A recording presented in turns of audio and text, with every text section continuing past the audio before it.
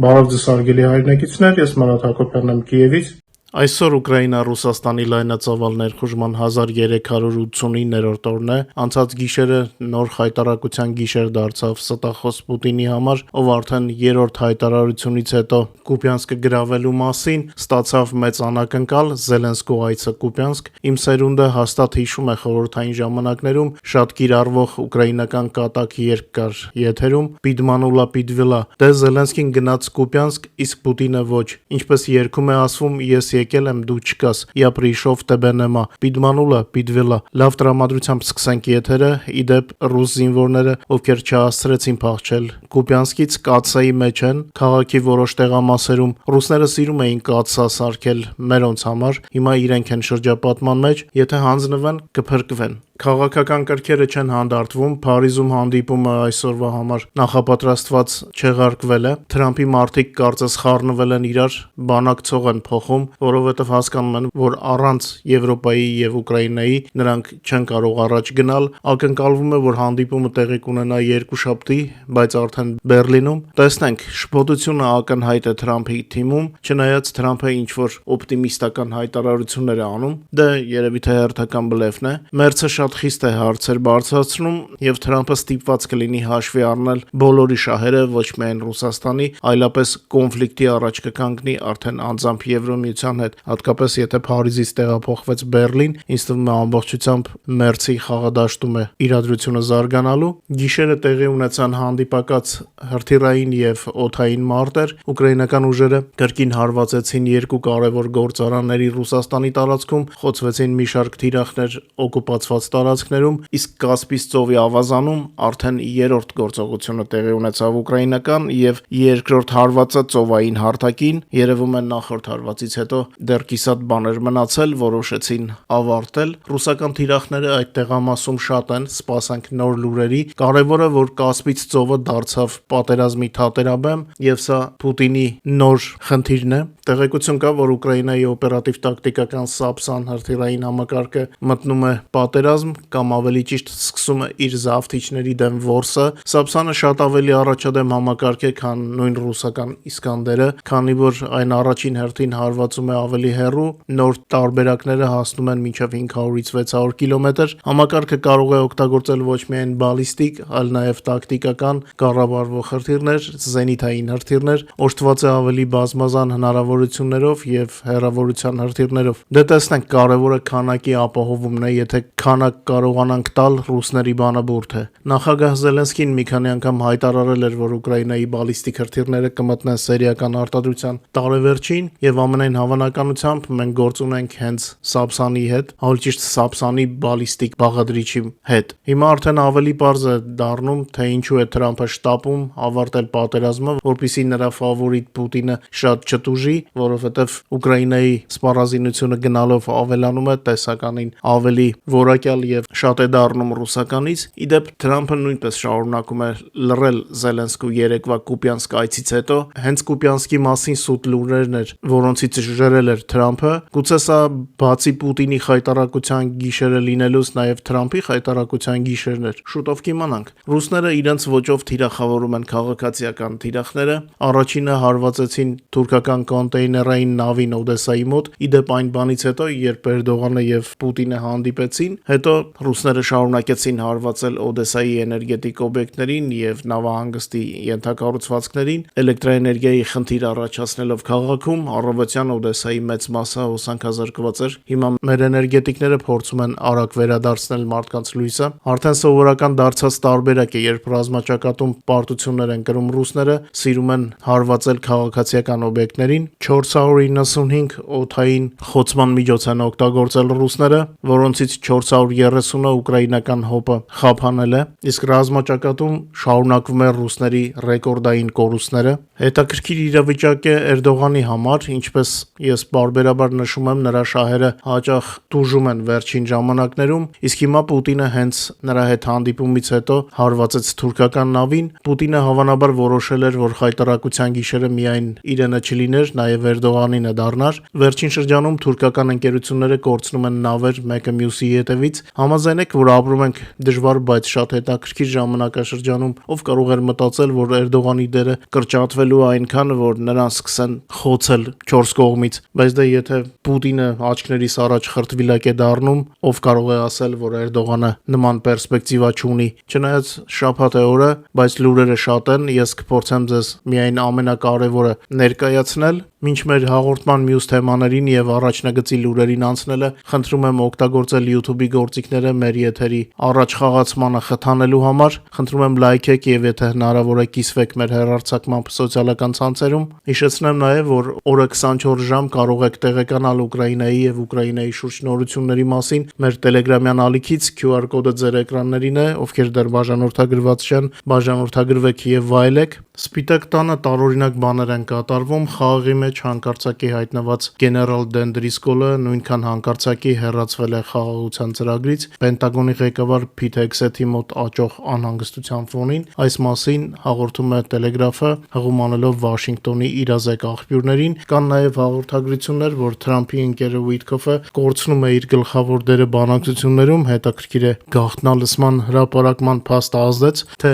այլ գործոններ կան։ Ըստ լրատվամիջոցների հաղորդագրությունների Վաշինգտոնը փոխում է Ուկրաինայի գծով իր գլխավոր բանակցողին, ԱՄՆ հատուկ դեսպանորդ Սթիվ Վիտկոֆը կմնա ներգրաված բանակցություններում, բայց նրա դերը կլինի արդեն երկրորդական։ Ռուսաստանի Ուկրաինայի դեմ պատերազմը դադարեցնելու համար բանակցող ամերիկյան թիմում գլխավոր դերը ԱՄՆ նախագահի հատուկ դեսպանորդ Սթիվ Վիտկոֆից անցնում է Սպիտակ տան տիրոջ Թրամփի փեսա Ջարեդ Քուշներին։ Սա հետաքրքիր նորություն է, բայց առայժմ դրանք ընդհանրապես լրատվամիջոցների հաղորդագրություններ են։ Պետք է սպասենք, տեսնենք, թե որքանով կհաստատվեն այս տեղեկությունները։ Հետաքրքիր է Մոսկվա գնալուց հետո է Թրամփը որոշումը փոխել Ուիտկոֆի առումով, թե այլ դրդապատճառներ ունի։ Եվրամիությունը ընդունել է բեկումնային որոշում, որը թույլ կտա առաջ շարժվել Ուկրաինային փոխհատուցման վարկ, ռեպարացիոն վարկ տրամադրելու ծրագրով, օգտագործելով սառեցված ռուսական ակտիվները։ Ինչպես հայտնել է Reuters-ը 3, Եվրամիությունը համաձայնել է Ռուսաստանի կենտրոնական բանկի ակտիվների անժամկետ սառեցմանը,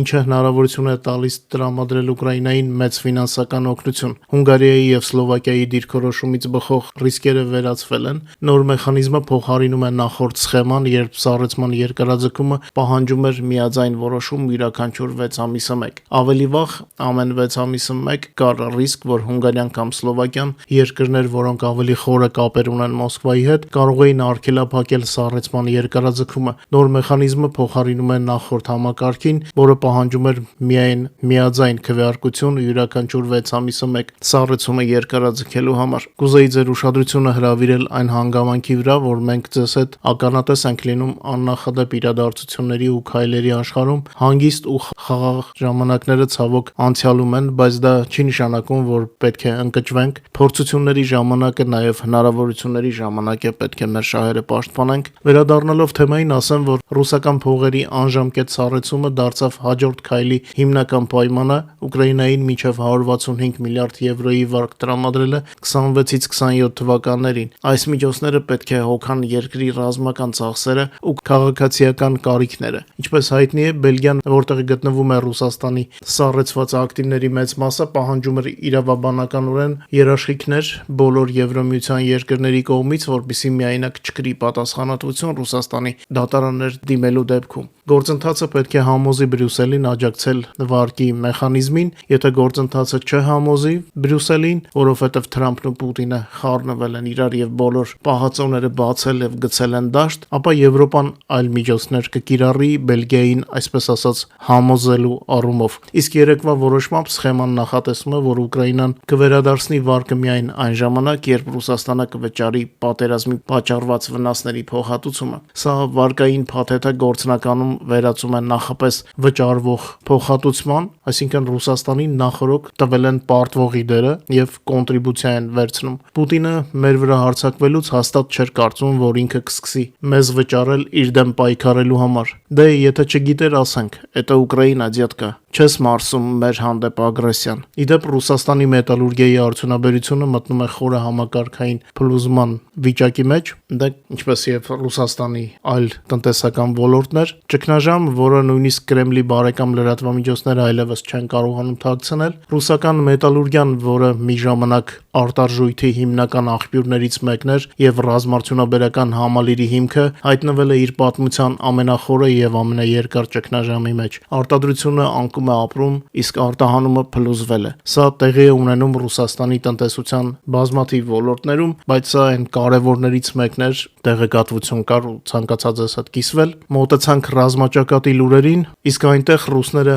մաղվում են։ Պուտինը 3 օրում կորցրեց 4100-ից ավել զորք, ինչը գրեթե Արցախյան 44-օրյա պատերազմում մեր հայկական կողմի զոհերի թիվն է։ Մեր մտքում միշտ կան մեր Արցախում զոհված եղբայրները եւ մեր հայ տղերքը Ուկրաինայում ամեն օր ստիպում են Պուտինին վճարել իր ոչրագործության համար եւ դեռ շատ կվճարի Պուտինը։ Առաջնագծում տեղի է ունեցել 178 մարտական բախում, Պոկրովսկում եւ նրա շրջակայքում 3 գրանցվել է 42 մարտական բախում, Կոնստանտինովկայի ուղղությամբ 26 բախում է տեղի ունեցել, Լիմանի ուղղությամբ կար 25 բախում, սրանք ամենաթեժ ուղղություններն էին անցած օրվա։ Ուկրաինական զորքերը ոչնչացրել են եւս 1300 ռուս զինվորական եւ 427 միավոր թշնամու տեխնիկա եւ զինամթերք, այդ թվում 3 տանկ, 9 զրահամեքենա, 24 հրետանային միջոց, 1 ռեակտիվ թշնամուկայան, 2 ռուսական հոպ միջոց, 283 ռուսական տակտիկական դրոններ,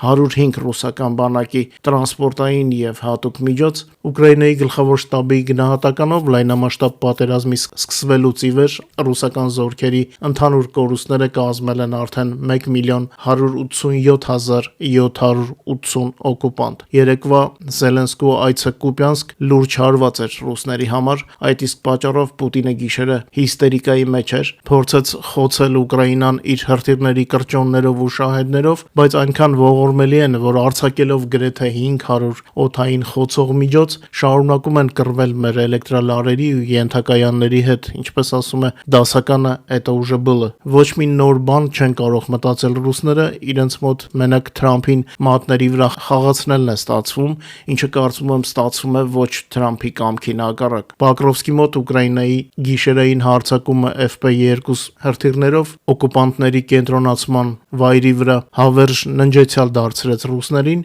Այդ տեղամասում Գեներալ Սիրսկին Պոկրովսկի մոտ կազմակերպում էր պաշտպանությունը, 3 այցելել էր տեղամաս, ինչպես նկատում եք ռուսների կորուստների թվերից, մարտերը սաստիկ են, հաճախ ռուսները գալով Ուկրաինա կռվի, նույնիսկ չեն առնչվում ուկրաինական զինվորի, ռուսները հաճախ ոչնչացվում են ուկրաինական ցամաքային կամ օդային դրոնների կողմից, այդպես էլ չհանդիպելով ուկրաինացի զինվորին։ Հիմնականում անմիջական կոնտակտ է լինում, երբ որ մերոնք են առաջ գնում։ Բարի դրոնները երեկելի իրենց գործն էին անում օկուպացված տարածքներում եւ Ռուսաստանի տարածքում, խոցելով ռազմական ու ռազմավարական թիրախներ։ Դեկտեմբերի 13-ի գիշերը ուկրաինական դրոնները եւ հրթիռները հարվածել են Ռուսաստանի Սարատովի մարզի ռազմավարական օբյեկտներին, նախնական տեղեկությունների համաձայն Սարատովի նավթավերամշակման գործարանը կրկին խոցում է ստացել, իսկ Ռուսաստանի Վորոնեժի մարզում բարի դրոնները հարվածել են Ռոսխիմ հոլդինգային ընկերությանը պատկանող Մինուդաբրենիա քիմիական գործարանին։ Իդեպ Ասրախանի գազի վերամշակման գործարանի վրա ուկրաինական հարվածները փաստացիորեն կանգնեցրել են Ռուսաստանի կարևոր քիմիական բաղադրիչի արտադրության գլխավոր գիծը։ Հիմա Ռուսաստանը ստիպված փորձում է